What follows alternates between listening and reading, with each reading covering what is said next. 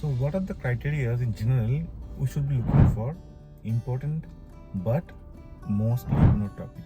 Diversity is very important. It has a huge impact on the life of a student. Comfortability is not a good practice or habit for a student in any phase. Objective of the team members has to be aligned.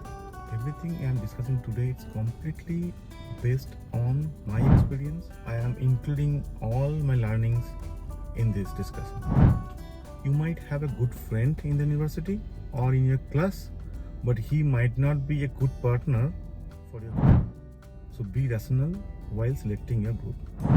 We are going to discuss about a very interesting, important, but mostly ignored topic. It has a huge impact on the life of a student, but I feel we need to discuss this more often, but it's not being done in general practice. I am fortunate to have an expert related to high performance teams coming into the university and had a class for 2 hours. That really helped me to understand how the team or groups should be formed, what the impact a team and group can have on your performance or overall group performance, and how critical and important this topic is. In general, what happens, like you might know somebody by face, or you had initial introductions in the class, you started talking to people, it can be from the same geography you are in, they speak the same language as you, or maybe in the same industry as you. People actually look for similarities and then try to form. That's actually the correct approach. You should look for similarities. But is it only the language and geography that you need to look for? No. There should be other parameters that need to be prioritized in terms of finding out similarities. At the same time, need to look for diversity also within the group. So what are the criteria in general we should be looking for while forming a group for your courses? Diversity is very important. When you say diversity, it's basically you're talking about the diversity in the culture, geography, and the work experience they have. There are many things, right? But to have diverse people in your team actually help you to look at the problem in many different ways, and that eventually help the group performance. Second thing, look at the objective of the people coming into the group. Objective of the team members has to be aligned. Students coming into a master's degree or graduation program in general have different objectives. Only to get a master's degree, so they want to get a standard marks or grades in all courses and get their master's degree. That will help their profile to look better. There will be another group of students who really want to learn as part of this course. They have a lot of learning objectives in this course. At the same time, they might have an aspiration for doing further academic research, let's say doing PhD or something else, or a second master actually. So they will have the aspirations to have higher grades. And there can be some students who are here for the immigration purpose. Now getting your objective aligned with your team members is very important. So let's discuss the objective first, even before you form your group, so that you know what you want to do. Just example, like if you want to do a PhD in future, so you are looking for good grades to be there, but some of the team members are actually just on the immigration purpose, or maybe just to get a master's degree, so grades doesn't bother for them. But ultimately, the contribution each team member make impacts everyone in the group. So it's very important you be sure of the objectives of the other people and try to create a group where your objective align with most of the team members in the group.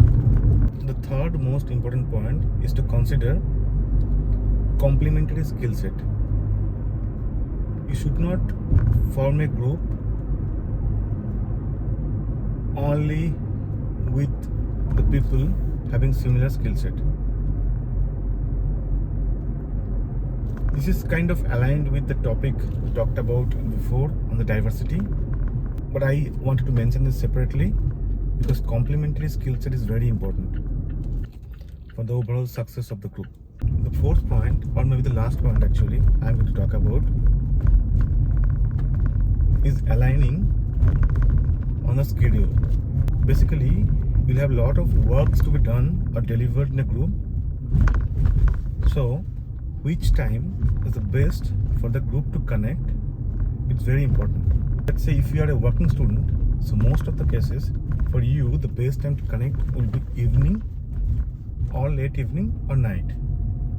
But if you are in a group where people are not comfortable to connect towards late evening, that might impact your working in the group, and eventually it will impact the performance of the whole group. So while discussing on forming group, discuss about the availability of the people whom we are talking to,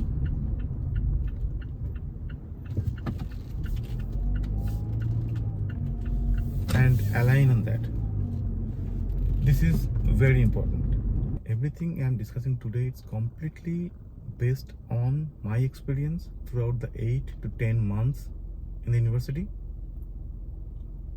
What I faced, what I failed to acknowledge initially and learned by mistake, I am including all my learnings in this discussion. Now, at the end, what I want to say, don't just go and ask people, okay, do you want to form a group, and go and create a group. That's not correct.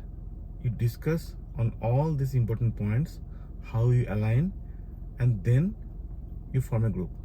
You might have a good friend in the university or in your class, but he might not be a good partner for your group.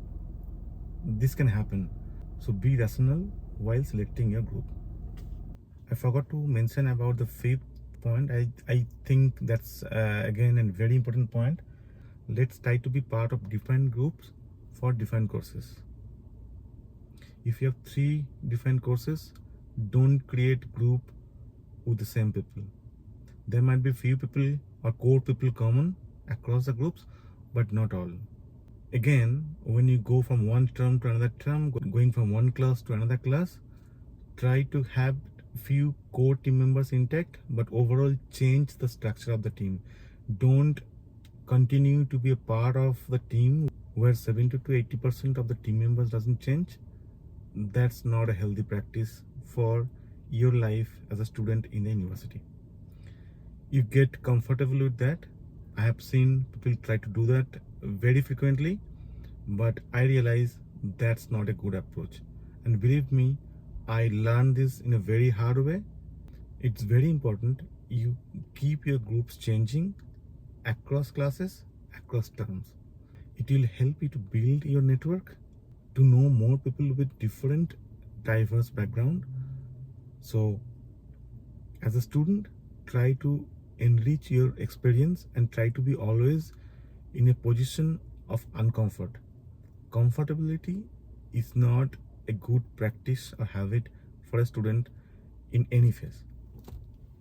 I just reached the parking lot in the university and I'm going to class now, but I was able to cover all the points I wanted to include as part of this discussion. I really hope you like this discussion. Please visit my YouTube channel, Dactopian Dreams, and subscribe.